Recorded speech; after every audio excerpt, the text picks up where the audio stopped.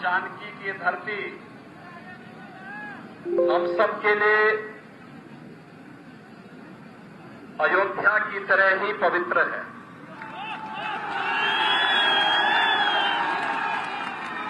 भाइयों बहनों, हम सब जानते हैं कि मर्यादा पुरुषोत्तम भगवान श्री राम माता जानकी के बगैर अधूरे माने जाते हैं, इसलिए जय सीताराम कहते हैं। जय श्री राम के पीछे भी यही भाव है और हम सब के लिए एक पवित्र भाव के साथ मां जानकी की धरती उसी आस्था और उसी श्रद्धा की प्रतीक होने के नाते मैं सचमुच अपने आप को बहुत गौरवशाली मानता हूं और आनंद की अनुभूति कर रहा हूं कि मां जानकी की इस पावन धरती पर आकर के आप सबके साथ संवाद बनाने का मुझे एक अवसर प्राप्त हो रहा है। आज के इस चुनावी सभा में उपस्थित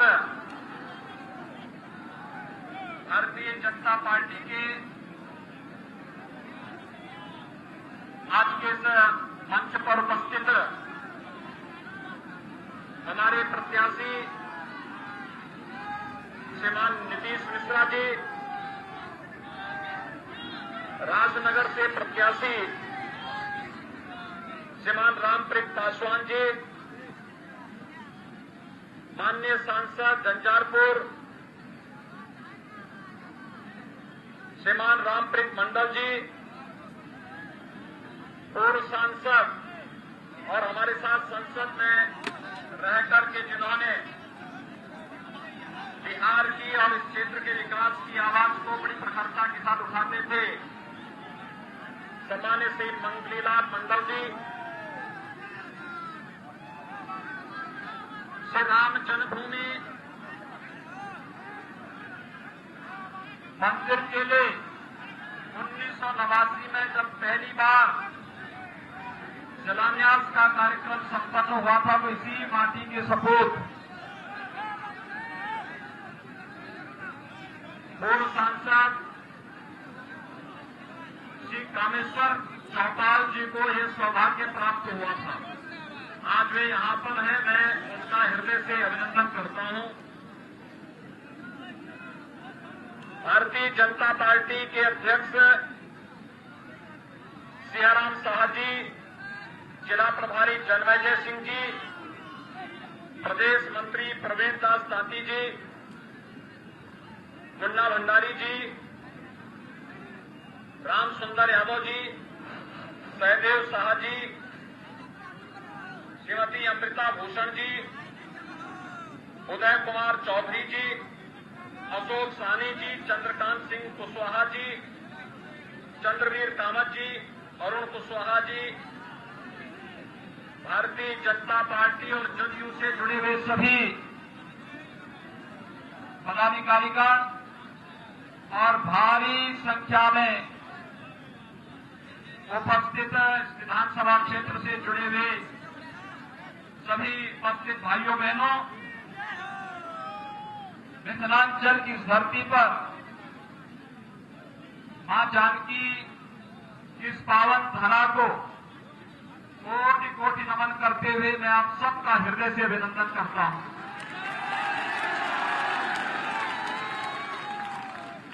भाइयों बहनों, यह वर्ष हमारे लिए अत्यंत महत्वपूर्ण है। महत्वपूर्ण इसलिए पूरी दुनिया कोरोना के सामने पस्त है, लेकिन बिहार चुनाव में इतना मस्त है कि कोरोना स्वयं ही यहां पस्त है।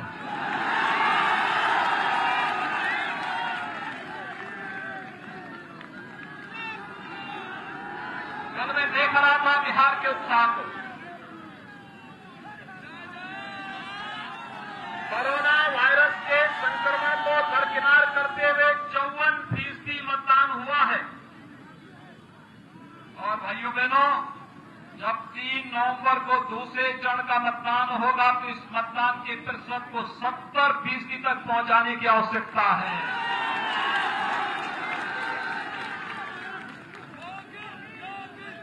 देश के यशस्वी प्रधानमंत्री आदरणीय नरेंद्र मोदी जी ने 2 बातें जरूर कही हैं। एक, उन्होंने कहा कि बीमारी और अग्नि को कभी भी हल्के से नहीं लेना चाहिए, यानी इनसे बचाव जितना हो सकता है उतनी सावधानी बरतने की आवश्यकता है। और भाइयों बहनों, जब तक दवा या वैक्सीन हमारे पास स्वयं नहीं आ जाती है, तब तक हर हाल में बचाव ही सर्वोत्तम उपाय है।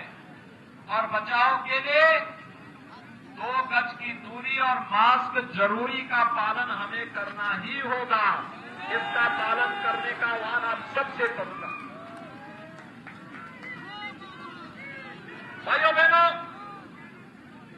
एक तरफ कोरोना महामारी से लड़ते हुए आप सबके उत्साह ने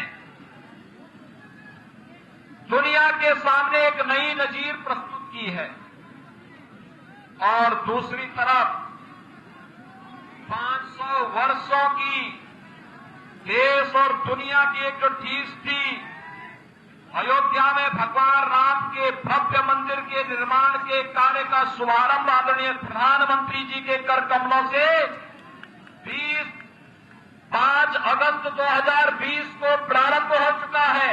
इसके लिए मिथिलांचल वासियों को बधाई देने और अभिनंदन करने के लिए विशेष आया। और मैं सही बता रहा हूं कि मेरी हार्दिक इच्छा थी कि श्रीमान कामेश्वर चौपाल जी की तरह ही आपकी उपस्थिति भी इस अवसर पर अयोध्या में हो, लेकिन भाइयों बहनों, कोरोना संक्रमण को देखते हुए हम लोगों ने कम संख्या में अतिथि बुलाए थे, लेकिन कार्यक्रम का लाइव प्रसारण भी करवाया गया। और हम लोगों की हार्दिक इच्छा होगी कोरोना को परास्त करके अयोध्या में भगवान राम का भव्य मंदिर का निर्माण करके हर मिथिलांचल वासी अयोध्या में आकर के राम जानकी का दर्शन करके अपने जन्म और जीवन को पुण्य अर्जन का भागीदार बनाए। इस दृष्टि से आपको अग्रिम आमंत्रण देने के लिए भी आज मैं विशेष रूप से यहां आया हूं। मां कोरोना से धरती बड़ी पवित्र धरती है। देश और दुनिया को अनेक विद्वान और अनेक महारथी जीवन के अनेक क्षेत्र के इस धरती ने दिए हैं। भाइयों बहनों, स्वाभाविक रूप से एक स्वाभाविक आकर्षण देश और दुनिया का इस धरती के प्रति जुड़ता है। राज्य व्यवस्था का संचालन कैसे होता है, मिथिला उसका एक उदाहरण है। महाराज नीति से प्रारंभ चली परंपरा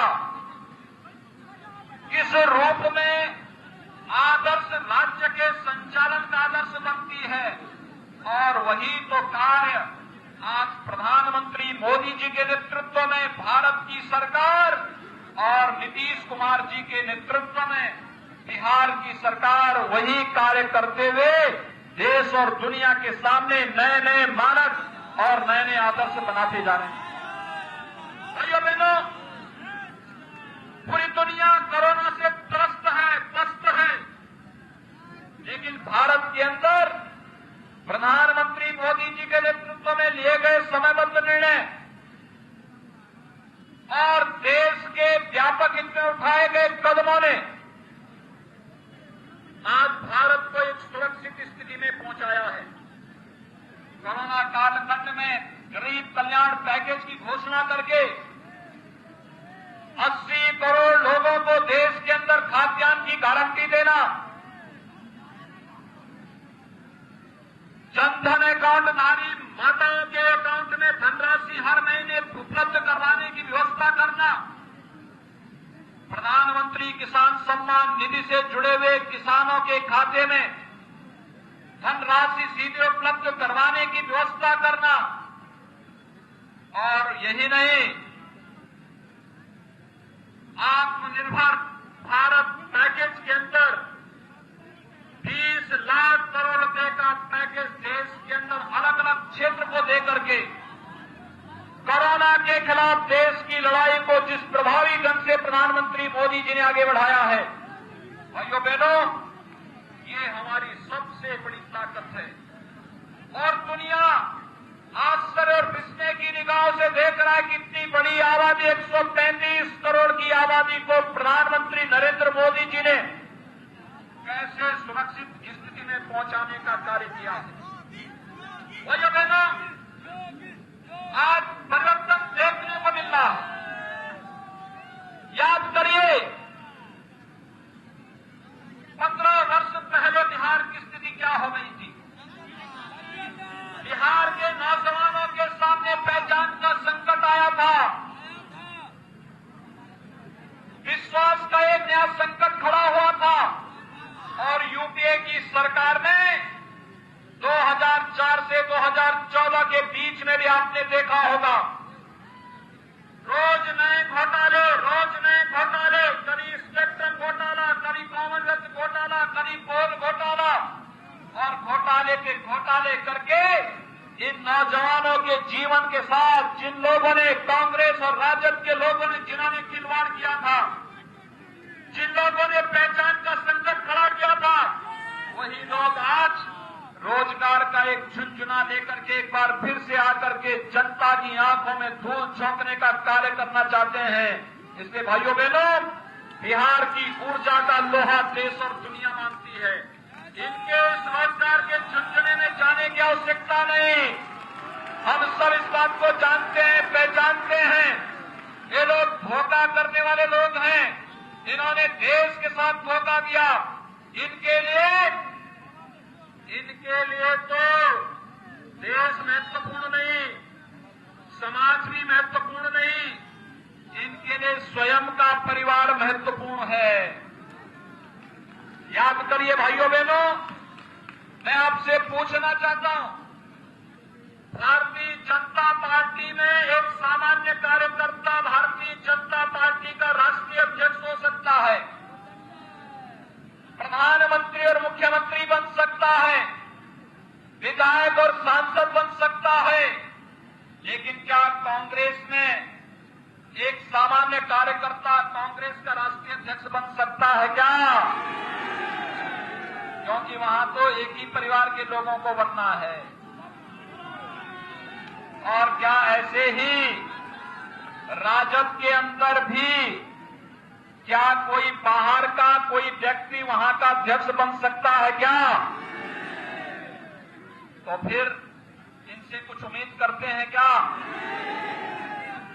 और ये लोग तो फिर से बिहार में नक्सलवाद को और माओवादी हिंसा को भड़काना चाहते हैं, जिसे नीतीश कुमार जी ने 15 वर्ष पहले समाप्त कर दिया है।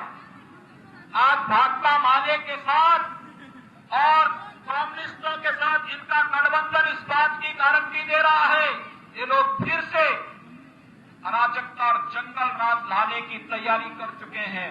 और भाइयों बहनों, इसे बिहार के अंदर फिर से नहीं आने देना। याद करिए 6 वर्ष पहले आपने देश की बागडोर नरेंद्र मोदी जी के हाथों सौंपी थी, और 6 वर्ष के अंदर प्रधानमंत्री मोदी जी ने 3 करोड़ गरीबों को एक आवास उपलब्ध कराया, 4 करोड़ गरीबों को विद्युत के निःशुल्क कनेक्शन उपलब्ध करवाए, 8 करोड़ गरीबों को रसोई गैस का निःशुल्क कनेक्शन उपलब्ध करवाया, 10 करोड़ गरीबों के लिए एक शौचालय उपलब्ध करवाए, 15 करोड़ गरीबों को प्रधानमंत्री मुद्रा योजना से लोन उपलब्ध करवा करके आर्थिक स्वावलंबन की ओर लेकर के गए, 35 करोड़ गरीबों के लिए जनधन अकाउंट खोल करके उन्हें आर्थिक स्वावलंबन की ओर अग्रसर किया, 12 करोड़ किसानों के खाते में प्रधानमंत्री किसान सम्मान निधि के साथ जोड़ने का कार्य किया, और 50 करोड़ गरीबों को आयुष्मान भारत में 5 लाख रुपए सालाना स्वास्थ्य बीमा का कवर देने के साथ ही कोरोना कालखंड में और अभी भी 80 करोड़ लोगों को निःशुल्क खाद्यान्न उपलब्ध कराने का कार्य कोई कर रहा है। प्रधानमंत्री मोदी जी के नेतृत्व में भारतीय जनता पार्टी और जदयू गठबंधन कर रहा है।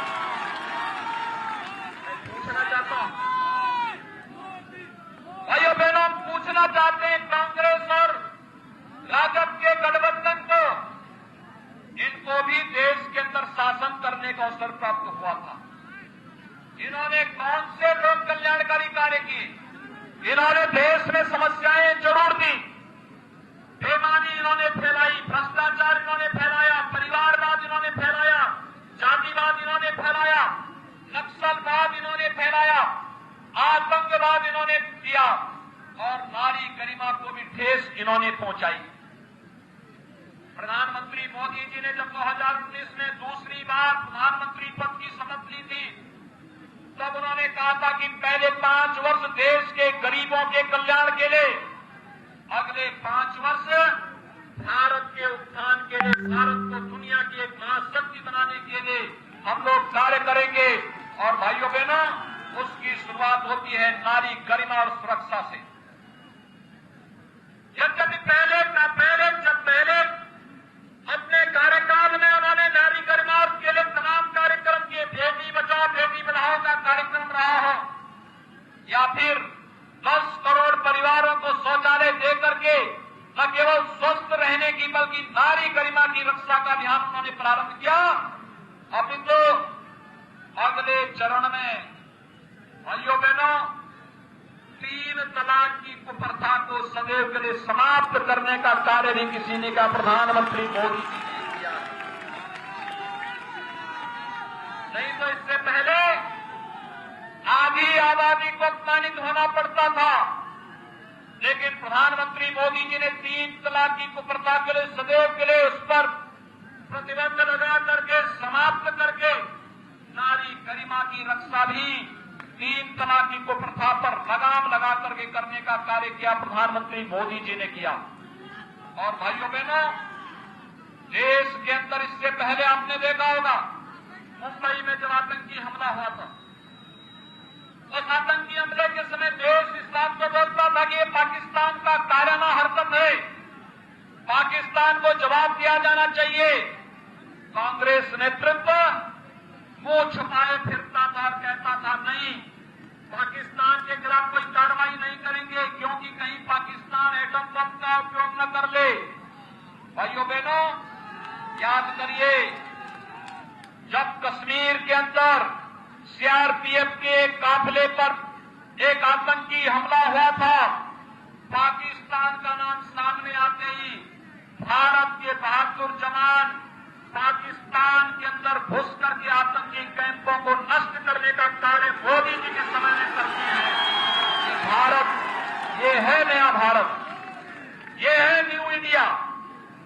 हमने भारत के स्वाभिमान और सम्मान के साथ खिलवाड़ करने की छूट किसी को नहीं दी, और चाहे पाकिस्तान हो या चाहे कोई हो। अगर भारत की तरफ टेढ़ी नजरों से देखने का दुस्साहस करेगा तो फिर उसका मुंहतोड़ जवाब देने के लिए हमारी बात को देना चाहिए है। और ये कार्य प्रधानमंत्री मोदी जी के नेतृत्व में आज भारत पूरी मजबूती के साथ कार्य कर रहा है।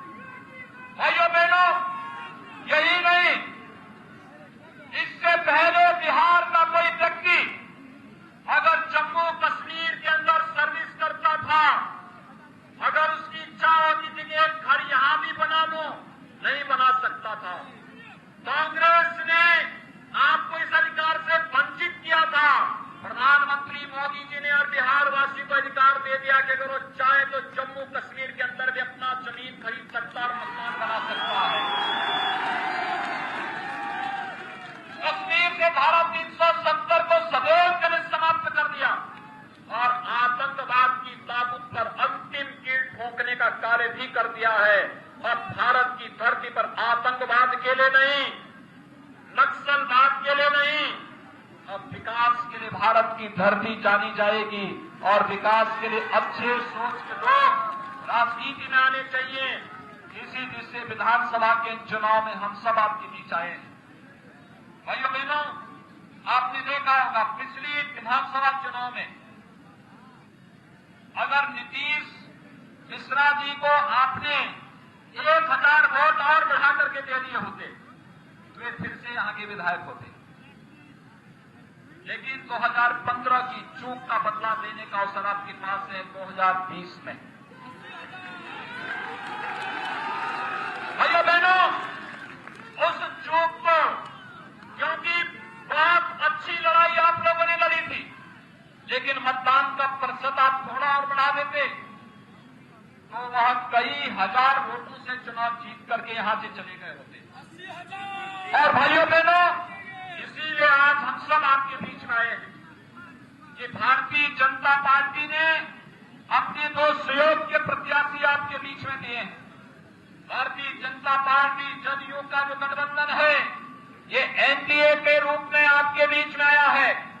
और एनडीए एक भारत श्रेष्ठ भारत की परिकल्पना को साकार करने वाला, विकास को प्राथमिकता देने वाला, राजनीति की धुरी को बदल करके जाति मत मजहब के आधार पर, क्षेत्र भाषा से हटा करके, इन सब से अलग हट करके हमने गांव को, गरीब को, किसान को, नौजवान को, महिलाओं को और समाज के प्रत्येक तबके को विकास की मुख्य धारा के साथ जोड़ने का कार्य किया। मकान दिए गए, शौचालय दिए गए, विद्युत और रसोई गैस के कनेक्शन उपलब्ध कराए गए, आयुष्मान भारत के कार्ड उपलब्ध कराए गए।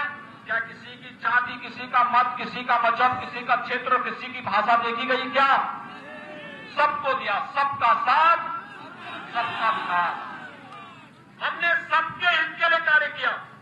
भाइयों बहनों, जब सबके हित के लिए कार्य किया गया तो वोट भी तो सबका मिलना चाहिए, मिलना चाहिए। आप सभी सहमत हैं? सभी लोग सहमत हैं? और इसीलिए आज आपसे अपील करने के लिए आया हूं। भाइयों बहनों, जो कुछ भी भारतीय जनता पार्टी ने कहा था वो करके दिखाया है। हम पे ये आरोप लगता था कि अयोध्या में मंदिर नहीं बना रहे हैं, अब तो वह कार्य करके दिया गया। इसलिए इससे पहले ही हमारा संकल्प जो था, हम लोगों ने तो कामेश्वर चौपाल जी को आपके बीच में पहले भेज दिया था। और इसीलिए मिथिला के ही एक सपूत से कि देश के अंदर हमारे यहां कोई भेदभाव नहीं, 1989 में कामेश्वर चौपाल जी के हाथों से राम जन्मभूमि की पहली शिला रख दी गई और प्रधानमंत्री मोदी जी के करकमलों से मंदिर निर्माण का कार्य भी शुभारंभ करके मैं मिथिलांचल की धरती को प्रणाम करने के लिए स्वयं यहाँ पर उपस्थित हुआ हूं। भाइयों बहनों, ये हम सब के लिए गौरव का क्षण है। 500 वर्षों की जो तमन्ना थी, जो तीस थी कि हमारे आराध्य भगवान श्री राम का भव्य मंदिर का निर्माण अयोध्या में हो, वह सपना साकार हुआ है और उस सपने को साकार कराने के लिए हम प्रधानमंत्री मोदी जी के आभारी हैं और मैं आप सभी मिथिलांचल वासियों का अभिनंदन करता हूं। इस अवसर पर ये मिथिलांचल वासियों के लिए भी गौरव का क्षण है। भाइयों बहनों, इस अवसर पर मेरी आप सबसे अपील है कि भारतीय जनता पार्टी ने अपने प्रत्याशी आपके बीच दिए हैं। भारतीय जनता पार्टी ने झंझारपुर से श्री नीतीश मिश्रा जी को अपना प्रत्याशी बनाया है। एक प्रतिष्ठित परंपरा और परिवार से होने के साथ ही बिहार सरकार में मंत्री के रूप में उनकी उल्लेखनीय सेवाओं के लिए भी ये पूरा क्षेत्र उनके प्रति एक वोट के माध्यम से अपना सहयोग देकर के उनके पिछले कार्यों पर भी मुहर लगाने का कार्य करेगा। और भाइयों बहनों, यही नहीं, भारतीय जनता पार्टी ने राजनगर से श्री रामप्रीत पासवान जी को अपना प्रत्याशी बनाया है। वे सिटिंग विधायक भी हैं और साथ साथ वर्तमान में पार्टी के प्रत्याशी के रूप में भी आपके बीच में है। मेरी आप सबसे अपील है, झंझारपुर से नीतीश मिश्रा जी को और राजनगर से श्री रामप्रीत पासवान जी को कमल चुनाव चिन्ह पर भारी मतों से विजयी बनाने की अपील आप सबसे करने के लिए आपके बीच में विशेष रूप से मैं आपके बीच आया हूं कि 3 नवंबर को चुनाव में इन दोनों प्रत्याशियों को, जहां भी भाजपा और जदयू के प्रत्याशी हैं और सहयोगी दलों के प्रत्याशी हैं, इन्हें भारी बहुमत से विजयी बना आज के समय में कोरोना से बचते हुए हम सब पूरी ताकत के साथ उन्हें जिताने में अपना योगदान दें। बिहार के विकास और सुशासन के मॉडल को आगे बढ़ाने की आवश्यकता है और ये नीतीश कुमार जी के नेतृत्व में ही बिहार आगे लेकर के जाएगा। यही अपील करते हुए मैं वाणी को देता हूं। राम जय जय श्री राम।